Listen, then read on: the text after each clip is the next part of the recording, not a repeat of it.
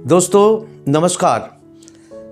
31 जनवरी रात को हमारा सीएमडी सर मिस्टर प्रणब जी ने यूट्यूब में जो प्रोग्राम में आए थे, आप लोग देखे होंगे कि हम समय कम था बोल के कुछ हड़बड़ी में करीब 200 बीमारी के बारे में आपको बताए थे। तो वो इतनी जल्दी में हुआ था कि हम लोग बाद में ऐसे निर्णय लिया था कि आप सब लोगों को ये प्रोडक्ट के बारे में फिर से जानकारी दे दें, इसलिए ये वीडियो बन रहा है।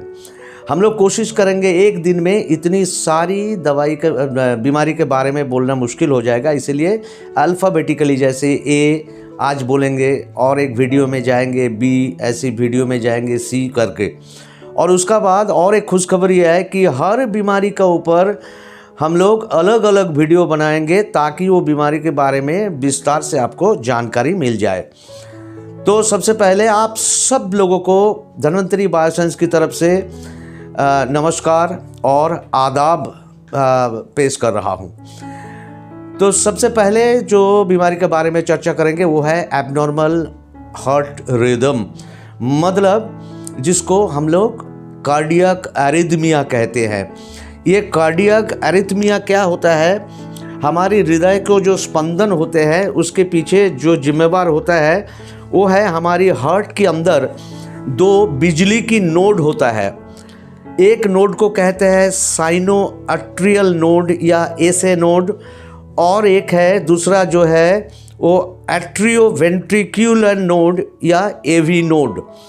ये दोनों बिजली की नोड से बीच बीच में वो बिजली की जो तरंग जब उछालते हैं तब ये हार्ट चौंक उठते हैं, और इसी के कारण ये डायस्टोल और सिस्टोल, मतलब वो हार्ट की जो आवाज़ ढिप-लप ढिप-लप ढिप-लप ये बनता है। तो कभी कभी होता है कि हार्ट की कुछ गड़बड़ी के कारण, जैसे आर्टरियल फिब्रिलेशन होते हैं, सुप्रावेंट्रिकुलर प्रॉब्लम होते हैं, उसी के कारण ये हार्ट में ये रिदम का गड़बड़ हो जाता है। ये कभी कभी जानलेवा भी हो सकता है और ये कभी कभी खुद ब खुद ठीक हो जाते हैं। इनका दवाई आ रहा है। Number 2, acidity. आप जानते हैं एसिड अगर हमारी पेट में नहीं सिक्रेशन होगा तो खाना हजम नहीं होता है, खाना नहीं पचेगा। तो ये बीमारी तब होता है जब ये जितनी ज़रूरत है उसका ज़्यादा अगर ये स्खलन होता है एसिड का, तो ये हाइपर एसिडिटी होता है। उसका दवाई तो आप लोगों के पास है, आप उसको इस्तेमाल कर रहे हैं। Acid reflux number 3। ये एसिड रिफ्लक्स क्या है कि एसिडिटी जब कंट्रोल में नहीं लाते, लोग दवाई नहीं खाते या खान पीन में सुधार नहीं लेते, तो एसिडिटी बढ़ते बढ़ते ऐसी स्थिति होता है जिसके कारण हार्ट बर्न होता है। हार्ट बर्न मतलब सीने में जलन, फिर गले में जलन होता है, फिर उसका जैसे उल्टी होगा ऐसे महसूस होता है। एसिड रिफ्लक्स, इसका भी दवाई आ रहा है और कुछ इसके लिए दवाई अभी उपलब्ध है। एक्नी, जिसको आप ये 4 नंबर, एक्नी मतलब जिसको आप मुहासे कहते हैं, छोटा छोटा होता है, कभी कभी बड़े बड़े दानादार भी होते हैं। ये दोनों का दवाई तो हमारा पास फिलहाल उपलब्ध है। दानेदार मुहासे के लिए आप जानते हैं हमारी जो शुद्ध गुगुलू 7 दिन में काम होता है, ठीक है। Next is agoraphobia. एगोराफोबिया एक मानसिक बीमारी है, ठीक है। भीड़ में जाने में डरता है, ऊंचा जगह छत पे उड़ने से डरता है। ये एगोराफोबिया का ऊपर भी हमारी मनोवैज्ञानिक जो बीमारी होते हैं इसका ऊपर कंट्रोल लाने के लिए भी हमारा दवाई आ रहा है। एलर्जिक ब्रोंकाइटिस, आप जानते हैं जो खांसने की वक्त भयंकर आवाज़ होता है, कुत्ता भूकने की जैसा, बार्किंग साउंड, ठीक है। बार्किंग साउंड मतलब कुत्ता भूकने की जैसी, उसको ब्रोंकाइटिस का स्टेज कहते हैं। तो एलर्जी के कारण कभी कभी ये ब्रोंकाइटिस होता है, उसकी दवाई आ रहा है। एलर्जी आप जानते हैं, एलर्जी के बारे में तो जानकारी तो ऐसी कुछ खास देने का है नहीं, पर हमारा इसके ऊपर जो वीडियो बनेगा तब आपको हम बताएंगे विस्तार से ये एलर्जी क्यों होता है हमारे शरीर में, ठीक है। हिस्टामिन रिलीज होना, ये बड़े आश्चर्य चीज़ है। आप जब सुनोगे इसका बारे में विस्तार से जानकारी लेंगे तो आपको बहुत अच्छा लगेगा। इसका तो दवाई फिलहाल हमारा पास है, जी एक्ट कैप्सूल, आप लोग जानते हैं, उसका साथ नोनी देने से बहुत अच्छा काम करता है। एलोपेशिया मतलब एक किस्म का होता है कि बोलता है कि वो एक कीड़ा लग गया और सिर में जो बाल होता है उसमें बीच बीच में बाल झड़ जाते हैं, बीच बीच में उसका वो निकल जाता है, चमड़ा निकल जाता है, जो सिर में जो चमड़ा दिखाई देते हैं रदर। तो ये एलोपेशी का दवाई भी आ रहा है, ये एक किस्म का फंगल इन्फेक्शन होता है। Next is Alzheimer's disease, 9 number. Alzheimer मतलब भूल जाने का बीमारी। ये भयंकर बीमारी है, तो अपना बेटा को भूल जाते हैं, 6 महीना बाद देखेगा तो भूल जाएगा। घर से निकालते हैं, दुकान गया, इसका कोई बाहर से देखने से आपको पता ही नहीं चलेगा, पर ये एक अभिशाप है, हमारी हेड ऑफिस का कंट्रोल, मतलब ब्रेन का एक बीमारी है ये। तो रास्ते में निकलेगा तो वो रास्ता, घर में आने का रास्ता भूल जाते हैं, ठीक है। उसका जेब में हमेशा अपना घर का एड्रेस लिख के रखना पड़ता है। अल्जाइमर्स डिजीज़, इसका दवाई भी आ रहा है। एमेनोरिया मतलब अचानक मासिक बंद हो जाना। ये मासिक होना, बंद हो जाना या ज़्यादा होना, ये तो बहुत बड़ा कहानी है, आप जानते हैं। तो इसके बारे में हमारा वीडियो में विस्तार से हम लोग चर्चा करेंगे। एमिलोइडोसिस, एमिलॉइड्स जो बोल के एक एबनॉर्मल प्रोटीन जो हड्डी का अंदर जो ये होता है ना, जो हमारा जो मैरो होता है, बोन मैरो, वहाँ से खून तैयार होता है, और उसका साथ साथ कभी कभी बॉडी का एबनॉर्मल सिग्नलिंग के कारण ये एक प्रोटीन निकालता है जो हार्ट, किडनी और लिवर को नुकसान पहुंचाता है। इसका भी दवाई आ रहा है। एनीमिया मतलब शरीर में जो रक्त, जो लाल रक्त कणिका है, रेड ब्लड सेल, उसका कम हो जाने से, वो कम हो जाने से क्या होता है, शरीर में ऑक्सीजन सप्लाई कम होते जाते हैं और तरह तरह की बीमारी आता है। उसका ऊपर भी दवाई, तो अभी HB एक्ट है, उसके ऊपर और भी बेहतरीन दवाई आ रहा है। एनल फिस्चुला, ये फिस्चुला और ये जो जिसको भगंदर कहते हैं, और ये जो आपका बवासीर होता है, पाइल्स, ये दोनों में लोग कंफ्यूज हो जाते हैं। मैं जब वीडियो करूंगा तब आपको बताएंगे ये एनल फिस्चुला क्या है, इसका ऊपर भी दवाई आ रहा है। एनल फिस्चुला एक बड़ा डिस्टर्बिंग डिजीज़ है, जानते हैं।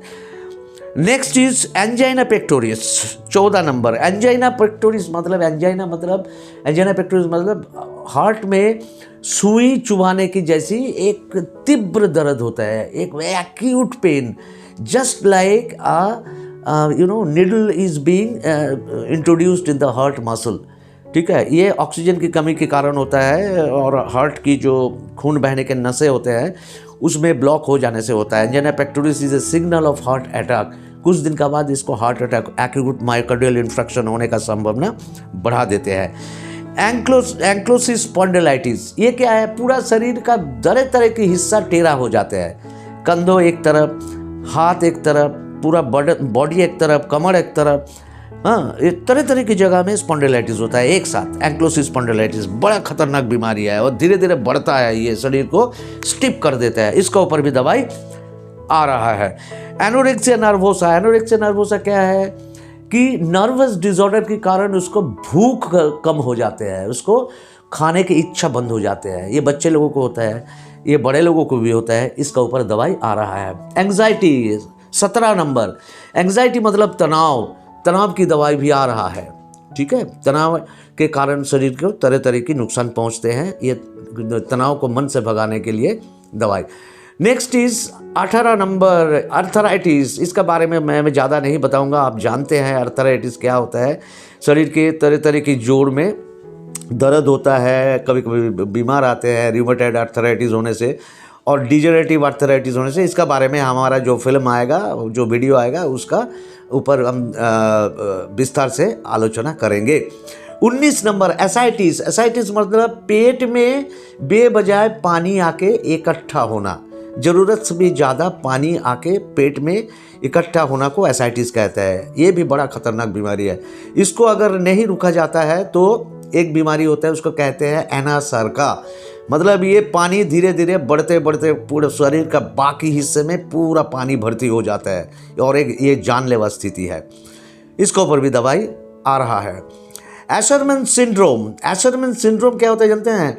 ये बच्चादानी का जो अंदर वाले जो दीवार, ये तो बच्चादानी एक थैली जैसे होता है ना, वो थैली चिपक जाते हैं, ये थैली एडिशन हो जाते हैं, चिपक जाते हैं। बहुत खतरनाक बीमारी है। इसका ऊपर भी दवाई आ रहा है। एस्थमा, इसका बारे में ज़्यादा नहीं बोलेंगे, आप जानते हैं। एस्थमा मतलब दम्मा के ऊपर फिलहाल हमारा दवाई है, उससे भी बेहतर दवाई कुछ निकाल रहे हैं।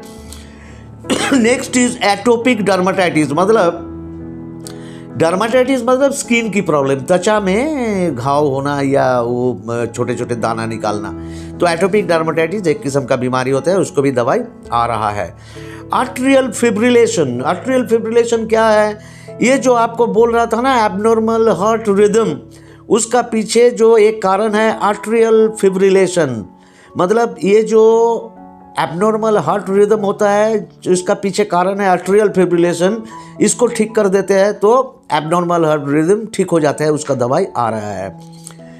24 नंबर ऑटिज्म। ऑटिज्म क्या होता है जानते हैं? कोई बच्चा अगर कद में बढ़ता है पर दिमाग में नहीं बढ़ते हैं, ठीक है, ये भी एक प्राकृतिक कारण से होता है, जेनेटिकल रीजन से होता है, वंशानुक्रमिक होता है, या पालन पोषण ठीक से नहीं होने के कारण होता है। बहुत तरह तरह के कारण है इसके पीछे। तो वो क्या होता है, वो किसी से बात नहीं करते, डरते हैं, किसी से मिलते नहीं, डरते हैं। बच्चे कद में बढ़े हुए पर वो दिमाग में बड़े नहीं हुए हैं इसका ऊपर। Next is 25 number auto immune disorder. मतलब हमारा शरीर का जो इम्यूनिटी पावर है, वो इम्यूनिटी पावर क्या करता है, क्यों दिया है कुदरत कि शरीर को बाहर वाले कीटाणु से बचाने के लिए, बाहर वाले वायरस से बचाने के लिए कुदरत ने दिए हैं। पर क्या होता है, ये बीमारी में शरीर की अंग को ये इम्यूनिटी अटैक कर देते हैं, उल्टा काम करने शुरू करता है। शरीर को बचाने की जगह शरीर को आक्रमण करते हैं, शरीर को अटैक कर देते हैं, ऑटो इम्यून डिसऑर्डर। ये ए अल्फ़ाबेट से 25 बीमारी के बारे में हम लोग पूरा वीडियो में चर्चा करेंगे, उसका तैयारी चल रहा है। फिलहाल इतना तक, ये आप अच्छा से सुनो, कौन कौन सी बीमारी का दवाई हम लोग ऑलरेडी ला चुके हैं और लाने वाला है, और आने वाले दिन में आपका कैरियर, आपका भविष्य कितनी सुंदर सुनहरा बनने जा रहा है धन्वंतरी बायोसाइंस के साथ, ये आप सोचो और अपना जान जिगर लगा के काम शुरू करो। आज इतने तक, थैंक यू वेरी मच। जो जहाँ है अच्छा से रहो और धन्वंतरी का साथ बने रहो। Thank you very much.